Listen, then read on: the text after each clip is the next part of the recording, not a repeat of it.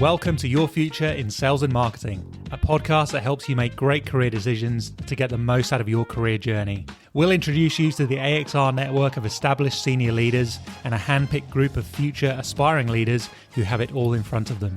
You'll learn what it's like in the top job and how to get there. Your hosts from AXR's specialist sales and marketing recruitment team will also land bonus episodes for you on how to work with recruiters, write a resume, and smash an interview, as well as our very popular market updates. It's the podcast that has it all. You can't get this career advice anywhere else.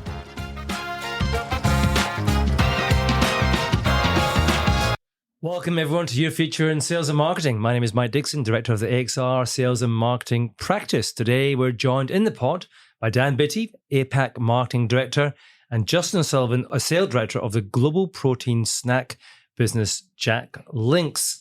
Welcome, guys. How are you? Thanks for having us, Mike. Yep, it's great to be here. Cheers, Mike. Fantastic. Now, some of you are thinking Jack Links, a brand I think I know. We're definitely going to explore it and bring it to life for you today through the pod. So let's get into it. But before we get into your careers and the Jack Links story, we always start with a couple of get to know you questions, and this is no different. So let's start with your favorite brand and one that you haven't worked on. Justin, do you want to go first? Sure thing. Probably my favorite brand at the moment is a brand called Liquid Death. I'm not sure if you have heard of it, but a brand that's recently been valued at about $1.4 billion US, with a very extroverted founder, and a brand that has grown in the last couple of years to be about $300 million. And it's a bit similar to Red Bull in the sense that the brand drives the product, not the product drives the brand. It's water, right? It's canned water. They don't even sing where the water's from. They sing where the brand's from and the brand values, and that drives the product. So it's quite an amazing story. If you follow the founder on LinkedIn, his name's Mike Cesaro, he's very animated on LinkedIn. So that's a brand to watch, and one that if you haven't seen it in Australia, keep your eye out for. Liquid Death. I've started following that in the last 6 months. Yeah. It's incredible. Yeah. The marketing's very cool. Very cool. I mean, I went to a trade show last week, and their stand was a hearse, fully branded in Liquid Death. So it's just an amazing marketing story, and one that's really will go from strength to strength over the next few years. One to watch. Brilliant. Not bad from the sales guy. Dan, what have you got to beat that? Very impressive. I'm more classic than that. We're not going too modern on this one. My favorite brand of all time is Disney. Timeless, all about the story, the characters. I think even when you think about the innovation that a business like that's been around since the 1920s, 1930s, continually bringing and innovating creative content. You've got characters, universes, acquisitions, just continually bringing new and new content for the next generation of kids coming through. How do you reinvent The Lion King? Well, let's do it again, and we'll do it for a new audience. I just think it's a fantastic brand. They continually reinvent themselves and understand exactly who they are. Yeah, brilliant. Okay. Liquid Death and Disney. There's a contrast. There is a contrast, yeah. Have them together. Yeah. Watch for the next co-branded. Oh, I doubt that. So Dan, let's start with you. Before we jump into career, where did you grow up? Tell us about life before the career started. Yeah, Mike, I'm a Sydney boy, born and bred. I come from a multinational background. So my mum, she is Anglo-Indian, migrated here in the early 70s. My dad is first generation Italian. His parents came over here in the 1950s. I suppose I tell that story because, and why it's important to me is in growing up, the family values and the values they put into you from a really young age are all about hard work and really knowing where you came from, how important family is, and making sure that you don't take for granted everything that you get. So I've been given some amazing opportunities. Those opportunities have opened doors to other opportunities, but nothing short of hard work that kind of gets you there. And I think that's really what's made me. My parents have had such an enormous influence on my life and my career, and And as we kind of continue through, bestowing those same sort of traits on my kids is a really important part of how they'll grow up. Fantastic. And Justin, what about you? Yeah, at the risk of sales and marketing actually being in harmony, it's exactly the same actually. My story isn't that exciting. I grew up in a relatively conservative, middle-class Australian household, Sydney born and bred too, where the values were hard work and being relatively conservative with investing and making choices. So I genuinely believe that if you put enough hard work in, you will be successful. If you don't want to do that, then the risk is that you may not. So I'm very similar to Dan. My parents instilled hard work. Nothing is gifted to you. You need to earn everything. And that's kind of how I work day to day. The difficulty is, managing the work-life balance when hard working is at the forefront of what you do. Yeah. And free man here from the Northern Beaches as well. That's very. I'm a new recruit. I'm very ensconced, and yes, I often joke that that's where they will put me in a box. Northern Beaches. I have no plans on moving out. Yep, I love it up there. I see the appeal. Yeah, I know you're locked in. 2 years in. You can't get out, Dan. It's just the way it's going to be. Excellent. So let's jump into career.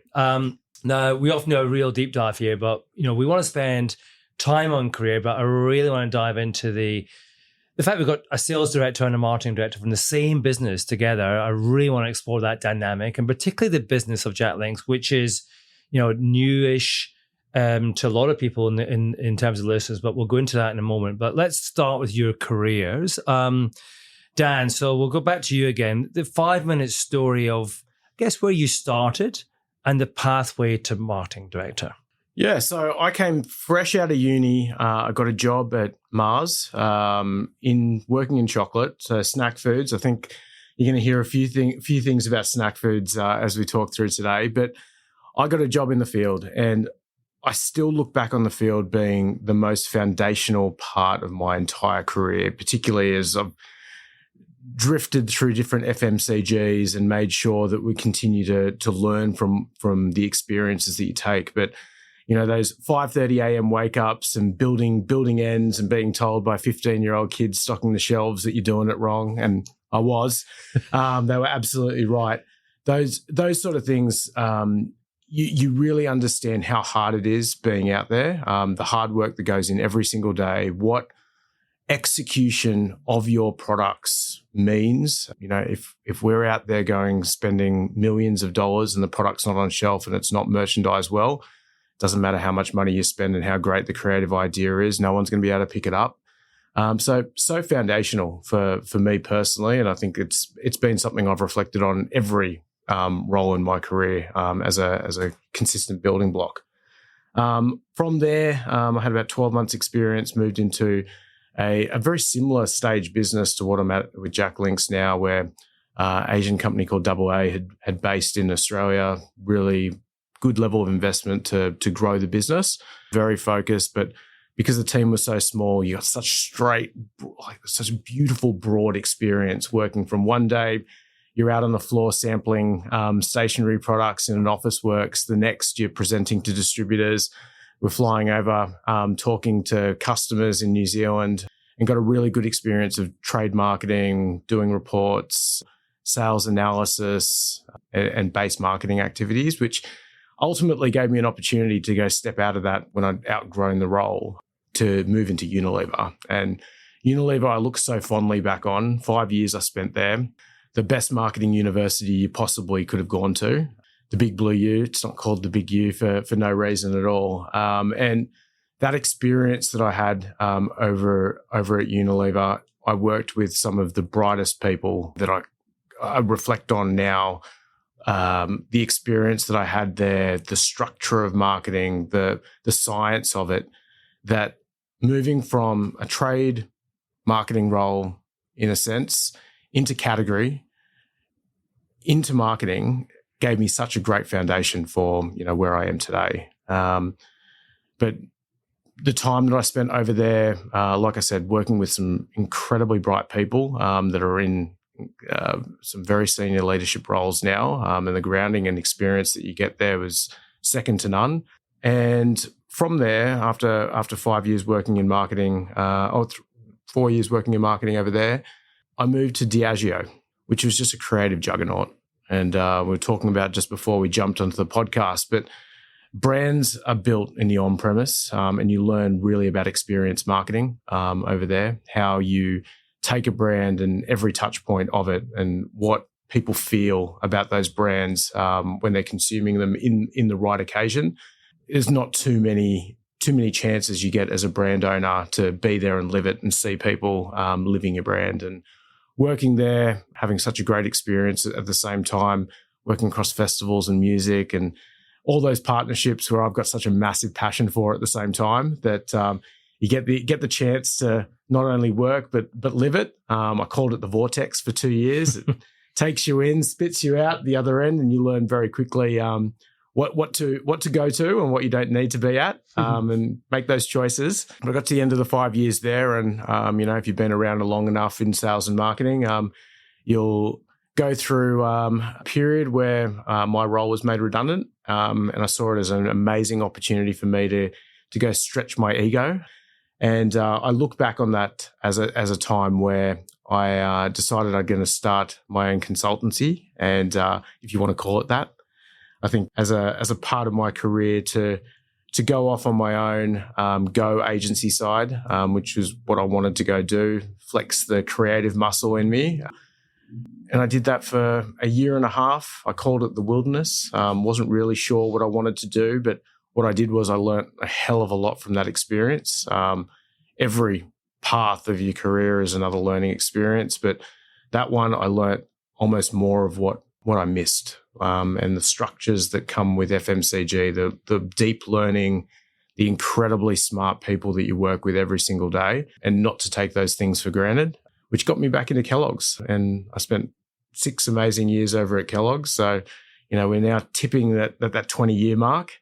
And my last 2 years at Kellogg's working on the Pringles brand with an ambition to go double it over the course of over a 3-year period. We managed to do it in a year and a half. And taking a mature brand like Pringles with global awareness and local awareness of well into the 90s, to be able to double that brand in 18 months was such an achievement, something I look very fondly upon, and had an amazing team over there. Everyone very much in the same mindset that it can be done, taking a brand and doing that over such a short period of time. But, as much as I was enjoying it, those opportunities come your way, right? And you get tapped on the shoulder. Someone says, come and have a chat about a jerky. And you go, sure, I'll always entertain the conversation. And before you know it, you're over at Jack Link's and realizing you've made one of the best career decisions of your life. Fantastic. Thanks, Dan. Real contrasting experiences. I like the fact that you've highlighted, each one almost in a word in terms of the phases you've gone through, which is superb. So I think a lot to take for the listeners there in terms of, how you built your career in this kind of 5-minute summary. Justin, your turn. My turn. So I kind of fell into FMCG. A friend of mine who now runs a relatively large beer business, and I worked for a consultancy at the time, and he needed some off-premise merchandising team members. So we got together and we did merchandising, so tasting within off-premise liquor outlets, which was heaps of fun. But I craved the opportunity to jump to the other side of the fence. So started my career with George Weston Foods, so bread, which was actually pretty brutal.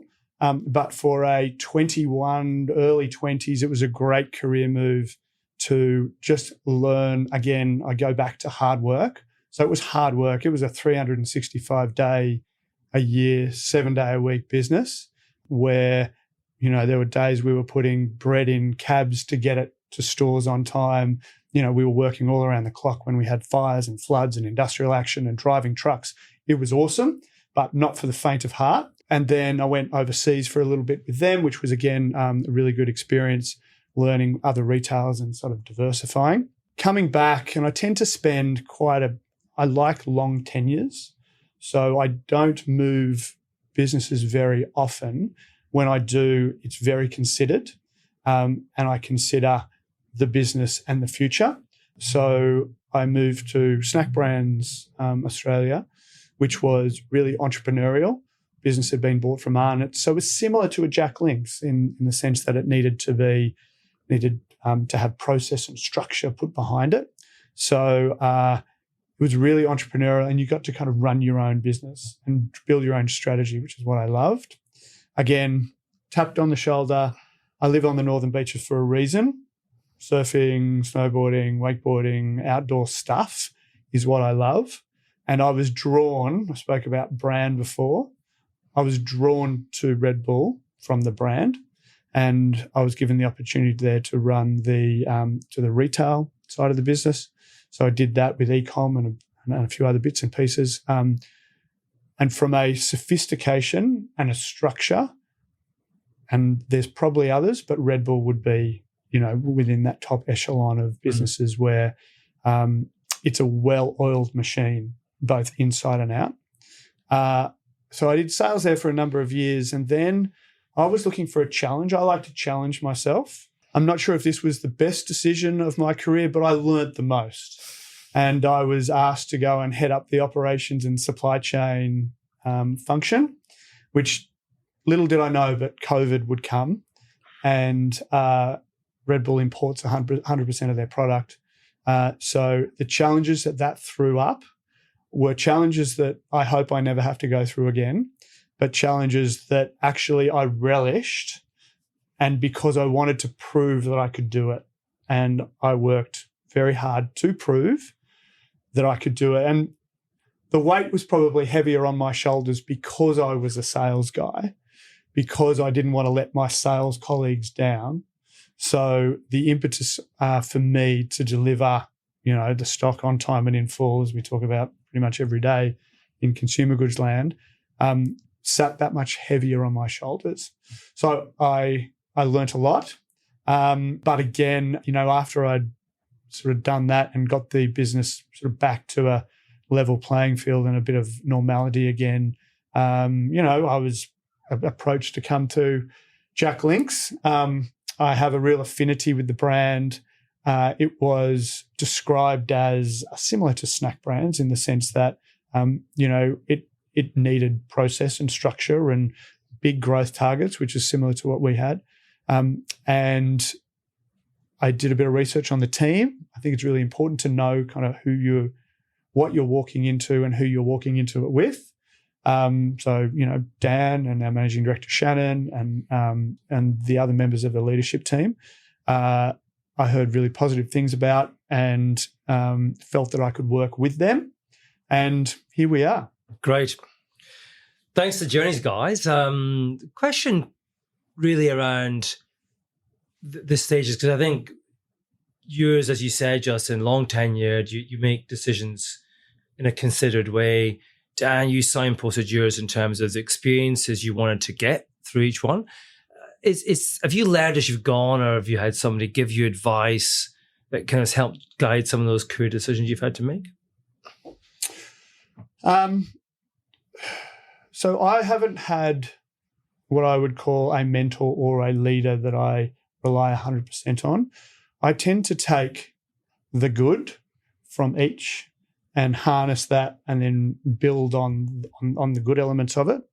I'd probably have to say, in terms of, I take most guidance from my wife and family, actually, as to, we're a team, and without their support, then it makes it really challenging.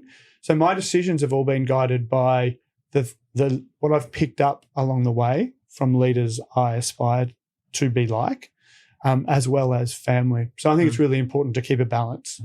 So, yeah. Great. Dan, anything in particular for you?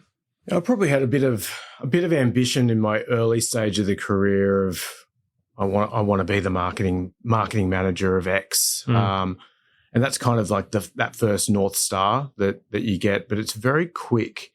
I mean, reflecting on it, it became a case of you didn't know what you didn't know. And you start to take on these experiences of working through different roles and finding the things that you really enjoy and working out what you're really good at. And that it kind of led me to a place of never closing down or saying no to an opportunity. And I mean, you ask about was there someone there, or did you take guidance from someone?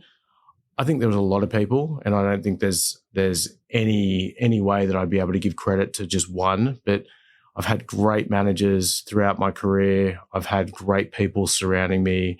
Like I said, the time that I had at Unilever, the cohort of people that I worked with, who are now some of my best mates, they have taken such a huge influence on where I've gone, what I've done, based on the experiences we've all shared. And I think that for me is like part of the fun growth that comes with the industry that we work in, and why it's such a vibrant industry. Fast-moving consumer goods is never short of throwing you a challenge or something exciting to learn, and being open to those challenges, saying yes when you might not know what's coming. I think the Jack Link's opportunity is a prime example of that. That there's an ambition there. Not everything was laid out, but we've all done enough research to go that this could be really interesting. It might be a gamble, but it could be a gamble that pays off in massive dividends. And it's choices that you make at the end of the day, and an exciting choice that we've both made. Yeah, good. There's a bit in there, isn't there, in terms of summing up? I think be considered, but be open to the conversation. You know, I often talk to candidates and about career continually. That's our whole purpose at AXR, is to ensure you can be equipped to understand what the career looks like. And then we engage with somebody about a potential organization or role, and some people they back off very quickly because they're not ready. So it's okay, I'm not offering you the job. I'm just having a conversation with you about an alternative, because you need to be open to the conversation to say to make a considered decision to stay where you are, or there might be a better pathway there. You don't know when that pathway comes along always. But so there's a lot in your advice here, guys, which is great. Now, so let's get into it. Jack Link's. I think a lot of people will kind of know the brand, start to know the brand. But Dan, do you want to give us the elevator pitch? The elevator pitch. All right. Well, Jack Link's is not a new brand by any stretch. Excitingly, we're actually celebrating the 40th anniversary for the brand globally this year. And the story goes, Jack himself, started this brand back in 1985, and on a hunting trip, stops at a gas station, buys some jerky, tough, tasteless, thinks, hey, I can make something far better than this. And it all harks back to a family story. And a lot of these great family-owned brands all do hark back to something such an iconic moment in the history of their family. And story goes, 1800s, the family migrates over to Minong, Wisconsin. In the woods of Wisconsin, they bring the recipe of what are European meat snacks. It gets passed through from generation to generation.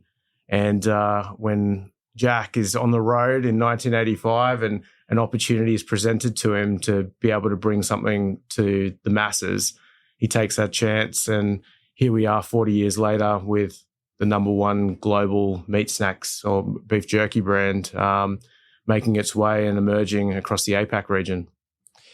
And what about the Australian story? Yeah, so Australian story is an interesting one. So a bulk jerky facility was built in Auckland around 2002 with the view of taking really high quality New Zealand cattle and produce, being able to make the jerky and then getting it back over into the US to fulfill the demand over there. Over the time, there was a feeling from the business that there's a really great opportunity for there to be a consumer-led business here and building the Jack Link's brand. And largely over that last 20 years, from 2002 through to now, it's been a largely distributor-based business. And I think the distributors, some of them that we work with today, and the team that was on the ground over the course of the last 20 years have just done a phenomenal job. You can walk into almost any convenience store, grocery store across the country and find the product. But the interesting thing that we continue to talk about is we did a huge U&A when we first started back in August, and you'd talk to consumers and you'd say, "Oh, have you heard of Jack Links?" And you'd be looked at like you've got two heads. And I would honestly say 9 out of 10 people would say, "I have no idea what you're talking about." But then you show the red pack, and the red pack immediately the lights turn on, and a big number of those people, probably 7 out of the 10, go, "I've seen that." And in some cases, we had people go, "I bought that last week," but just hadn't been able to put the two and two together. That's the brand. It's a really unique position to be coming into a brand that's so foundational in terms of what we're trying to build, but have availability almost everywhere, with it being the number one jerky in the country, where we're building foundations, we're building what needs to be done, whether it's building a commercial team, building an agency model, building creative development, innovation into market, with already such a strong foundation from a retailer point of view. What a fascinating marketing challenge. It's so unique, and I think that's probably what grabbed both of us in the initial chats. That, like, of course we know the brand, and we're both big jerky eaters as well, which helps when you're looking to go and have a chat about something. It always helps if you like the product or you're interested in the brand that's put in front of you. But there's not many chances that you get where a business is talking about, we're not talking about 2%, 5%, even 10% growth. We're talking about tripling the business over the course of the next 3-year horizon, 4-year horizon, with investment, with capital expenditure, with people. And it's exciting. We're building it, and we're building it based on the experiences that we've had working in very, very well-established FMCG businesses, or experiences that we've had elsewhere. And it's exciting. There's not many of those chances that you get in your career, and ones that you want to go take a bit of a gamble on. And I think the thing that I've found is there's a lot of knowledge that you have up here in your mind that you will never put down on paper, but you draw upon it every single day.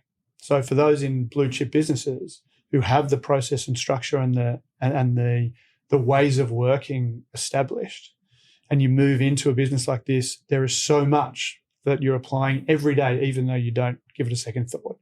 And I can see that coming out now, and I can see that when I say things where I know where it's come from. I just would never have thought that I would use it ever again. It's interesting. Yeah. And from a sales perspective, Justin, as Dan said, distribution, you get it. If particularly from a convenience point of view, it's really easy to buy. I see it in Coles and Woolies.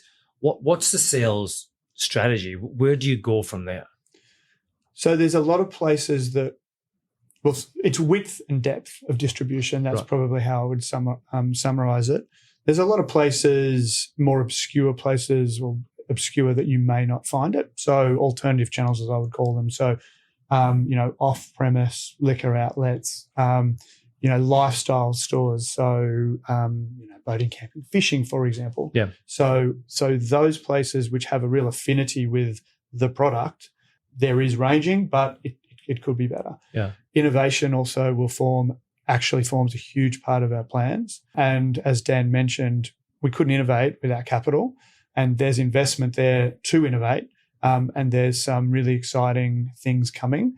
So from a sales strategy perspective, it's a matter of getting our products in more places, in arm's reach of being sold, if you like, but then broadening that range and broadening that consumer offer as well.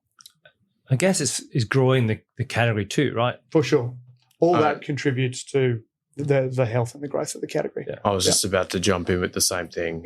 And it's been a big piece of what has immediately, as you start stepping into the business and have a look at the category as it represented today, whilst Jack Links is the leader of the category itself is still so immature. There is a development job that we as a category leader need to come in and help. You have a look over in North America, and North America has a very clear-cut how you navigate the category. These are the segments, these are the formats, these are the types of food that people will be looking for.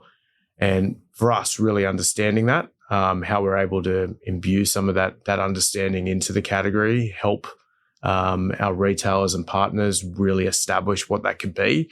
It's going to be more than just Jack Link's growing. The entire category has huge opportunity, particularly with the momentum of protein and natural protein coming from meat. It's a perfect storm in some instances around what the opportunity presents itself and how we continue to grow. Can I ask a very naive question? What's the difference between jerky and biltong? Dan can answer that. No, you can do that. I want to see how you answer it after being in the seat for as long. This is the sales guy now. He's supposed to be doing the pitch. Dan's got a longer tenure than me. At least an extra 8 weeks. So jerky, so the way the Jack Link's jerky is made, like a lot of people, and one of the barriers to the category is there's a perception that jerky is a processed food. It's as far from the truth as you can imagine. So real high quality steak is brought in. We cut those pieces of steak. It's marinated in the Jack Link's way. It's then hung by hand onto racks, wheeled into a smokehouse. We smoke it over a period of time. It comes out, it's cut, it's put in a bag. No processing at all. The difference with biltong, and you'd be familiar with it being a South African staple. Yeah. And I mean, kids as young as 6 months, as they're teething and gnawing on this stuff. And it's makes a good Springbok. That's right. That's right. It's part of the DNA of children of South Africa. But the food itself is we take the meat. It's seasoned, and it's normally seasoned with either spices and vinegar, some coriander. It's then air dried. Comes out of the air drying process. It's cut and then put in a bag. And it's air dried in a chamber. So, there's significant investment that goes into to making it. Okay. Yeah. Thank you. Yeah. No, so I feel informed now. You'll have a preference when you taste the food. You're like one or the other better than the other. I like both, to be honest. Yeah. It's I cool. like that answer. Yeah. You started to talk a bit about what you apply tier one knowledge, Justin, in a way that you perhaps didn't even realize you're going to.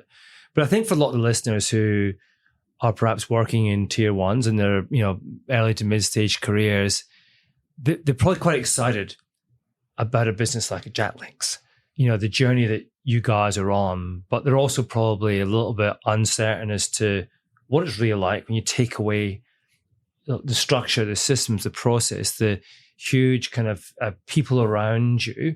And you may get there in time, but you're a growing business, you're in those early stages. What's it actually like in the build mode? It's fun. It's awesome fun. I love it. So it's really important to prioritize. So it's prioritizing what needs to happen and when it needs to happen. But what's fun about it is you get to pave your own way. So you get to decide the journey you want to go on and how you're going to get there and who you're going to bring along for the journey, right? So it's rolling your sleeves up. It's doing things that, I haven't done in a long time. I still remember how to do them, but there's a lot about the doing. There's a lot about setting the strategy and the path that you want to follow. And there's a lot about bringing other people along for the journey. So, there's people who have been in the business for a long time, a lot longer than I have. And so it's how do I bring them along and share the longer term strategy as to we're all banding together and this is what we're going to deliver. So, but it's good fun. Yeah, it's good fun, and you get to see big numbers. So big growth numbers. You're not talking 1% and 2%. Yeah. You're talking, as Dan mentioned, tripling the business. So month on month, if you like to see a big, meaty growth trajectory, Jack Link's is the business for you. It's moving at pace. Lots of meat puns as well. Yeah. They come thick and fast. Yeah. Yeah. And again, thinking of the listener who's looking at your business or similar business and thinking, at some point, I would love to. Should I do that? Is there a you reckon it's the right time in career, or is it just the mindset you need to have? I think there's an attitude. There's an attitude that comes with it. You have to love the pace. You need to be able to live in the ambiguity. The answer's not always in front of you, but the ambition is always there. How you get there, Justin just talked about, you have to create the path. I think a lot of the time we're playing with a blank sheet of paper, and that's exciting. If you like to create, if you like to build, you like to utilize the resources in front of you, and you're fairly resourceful, that pull your sleeves up or pull your socks up and roll up the sleeves. Like, it's absolutely that. But I think it comes with a certain mentality, and we've actually got some very deep values within the business globally. One on speed matters, which I think we all really like. Speed matters. Speed matters. Wow. Yeah. So, and it's still about making the right decisions, but when you've made that decision, move fast. It's not. I was over in the US at the back end of last year, and I heard a lot of the times 90%. Let's go. And it's not about deliberating over those last 1%ers, because the impact you can feel and how quickly you can feel that impact is through the pace at which we operate. Yeah. But like Justin was talking about, prioritization is the path through that we make decisions, and we move fast on those decisions. Yeah, a lot of people talk about dealing with ambiguity, but what they're really saying is make decisions. You've just got to be comfortable saying yes and going, and not waiting for someone else to tell you what to do. Yeah, accountability. Yeah, accountability is really important, and something that we're trying to instill, across the whole team. Yeah, it isn't a huge team, so people need to be accountable to their roles and their responsibilities. But yeah, I get back to the original bit of what I said in the sense of how I describe it. It's lots of fun for those with energy and drive, and hardworking people. Lots of fun. Okay, if you jump forward 5 years, so 2030 feels like a long time away, but describe Jack Links in 5 years. Where do you guys see it? So I see it in line with our ambition. So we are quite focused on the ambition.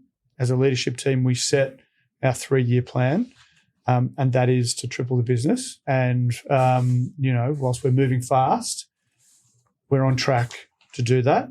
In 5 years' time, I'd like to see it, again, 3 or 4 times the size. I would like to see us being still smart in the way we approach it, and not too corporatized. So agile and entrepreneurial and flexible in how we operate. But that's the way that's how I'd see Jack Links in 5 years. Fantastic. How do you keep that entrepreneurialism, that agility, with the scale and process that has to come with the size that you're going to reach as well? That's a real challenge. I don't think there's a simple answer to that, but I think keeping it real. And asking yourself, does what we're about to do enhance that particular thing? Will that make a difference between us achieving or not achieving our goal? If the answer is not, then let's just leave it. And we're entrepreneurial enough and agile enough to make those decisions ourselves. So whilst we have a US parent, they allow us the autonomy to work within the APAC region. So I think that comes in as important. I think I value speed matters. I've never heard that before as a value. I mean, it says a lot. Yeah, because it is a big business globally. Yes, even though you are a building business here, so to maintain that value, that you would have many large businesses who have that. Yes, as a value. But Dan, what would your take be? 5 years time, 2030.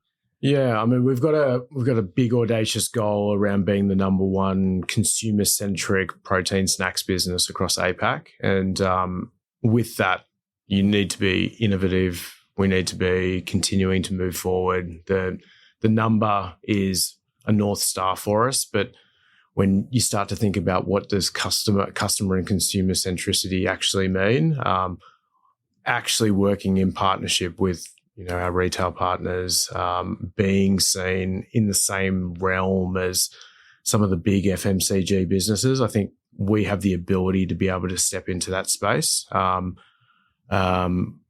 particularly like where we talk about some of our distributor relationships. I think we act well above our size in the out-of-home market. Now becomes a piece around how you continue to grow in some of those other channels and making sure that the product is available for all occasions in the right formats. And I think there's huge opportunity for us ahead. It's great. And I want to just finish a little bit on career and advice as well. So we talked a bit about the journey of the business. We've got a clarity on the huge ambition of where you guys want to get to. Touched on the fact that there'll be a lot of listeners in the pod who are kind of thinking, I'm going to keep an eye on this business. Is there a particular sort of skill set you think somebody should be trying to build to make themselves interesting to you? So they're sitting in tier ones, should they be seeking breadth, moving out their comfort zone? You talked to creativity before. What could someone be doing to kind of just get themselves ready so that as when the time's right, you think, actually, you're the sort of person who could thrive in our environment? I can jump in on this. One thing, like your question kind of immediately takes me to something that we used to do at Diageo, and it was a model which is about judgment, drive, and influence. And you had judgment was your ability to be able to do the role. Like, have you got the thinking? Have you got the intuition?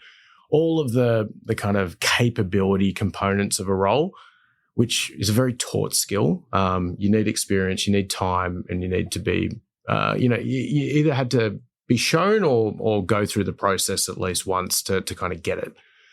You have the influence on the other side, which is very much the manner in which you do it and how you take people on the journey, and you're influencing at every level of an organization all the time.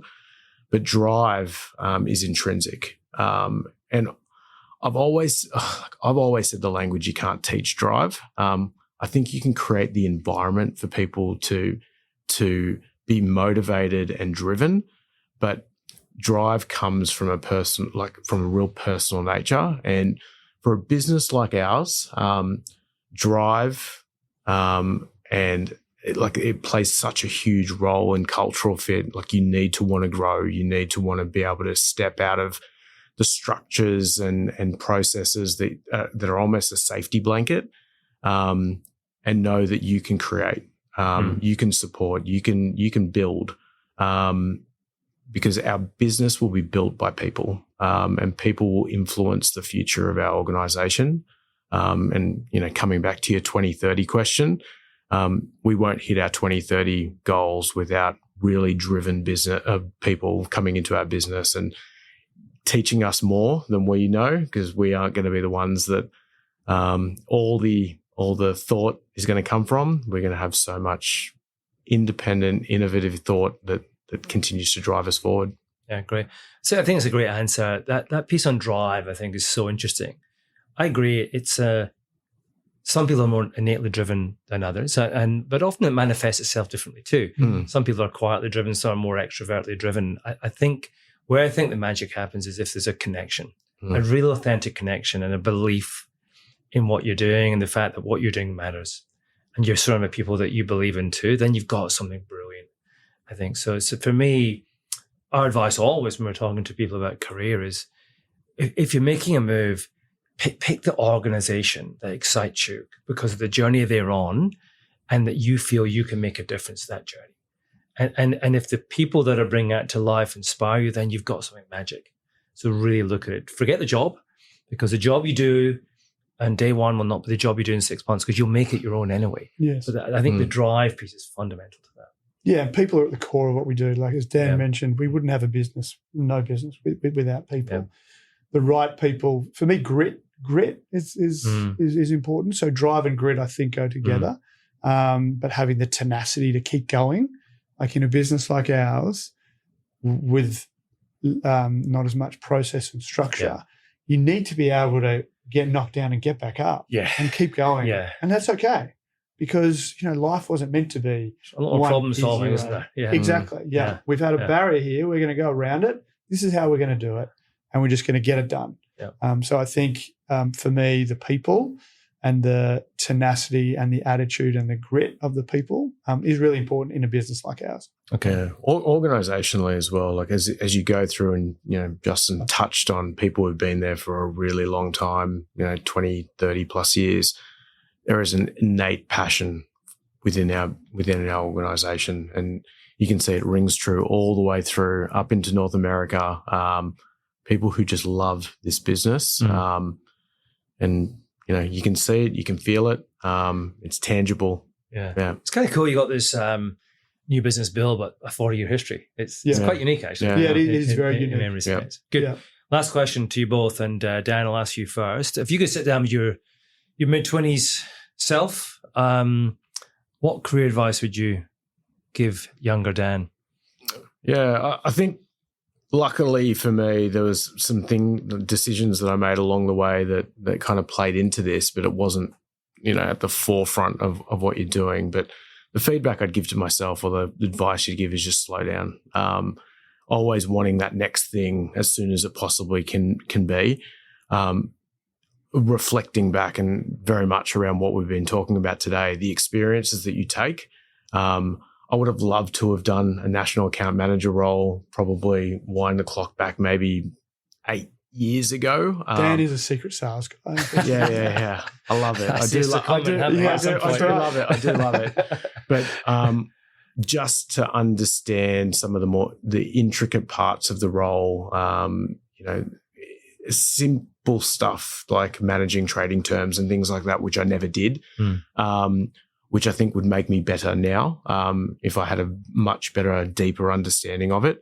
And you'll talk to marketeers coming through, and what's your career path? And they'll tell you, well, I'm a brand manager now, so I should be a senior brand manager next.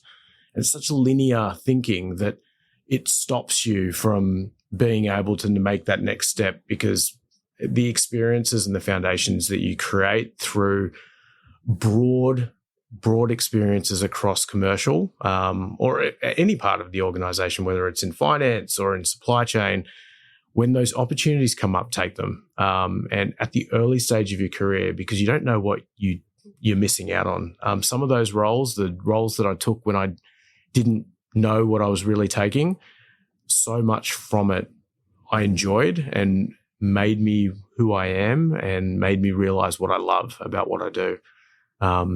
FMCG is a melting pot of different experiences, and it's I think the further and further you get up through leadership, the more empathy and understanding you want to have of each of the different functions, how they operate, and how you can support.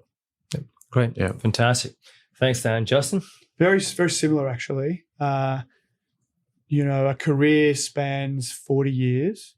If you were to do what Dan suggested and move in a linear progression, you could top out within 10 years, right?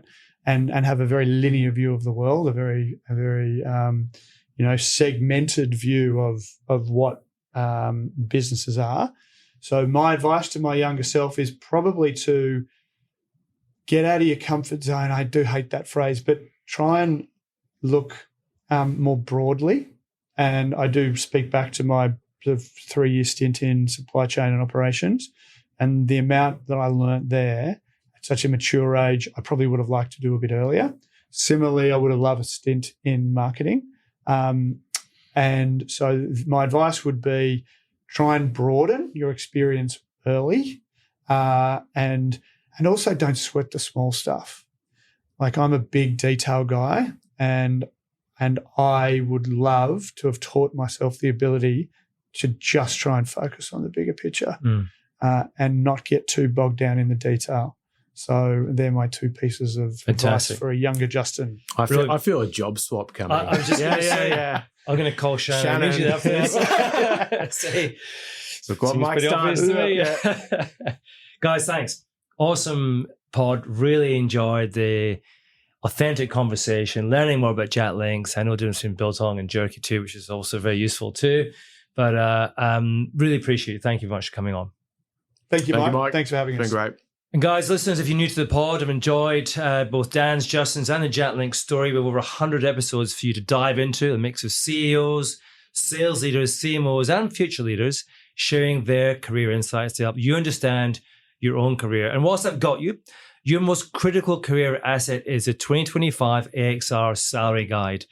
Not only can you check your salary by role and your function, there's a detailed summary of what you should be doing at the next role level and what you need to be good at now to make the step. So jump onto our website or LinkedIn page to download your copy. From me, Mike Dickson of AXR Recruitment and Search, thanks for listening. We'll be back soon with more pods to help your future in sales and marketing. We hope you enjoyed today's podcast from AXR Recruitment and Search. We're passionate about helping you get the most out of your sales and marketing career. Keep listening as we bring you more career insights and advice from Australia's inspiring sales and marketing leaders. See you next time on Your Future in Sales and Marketing.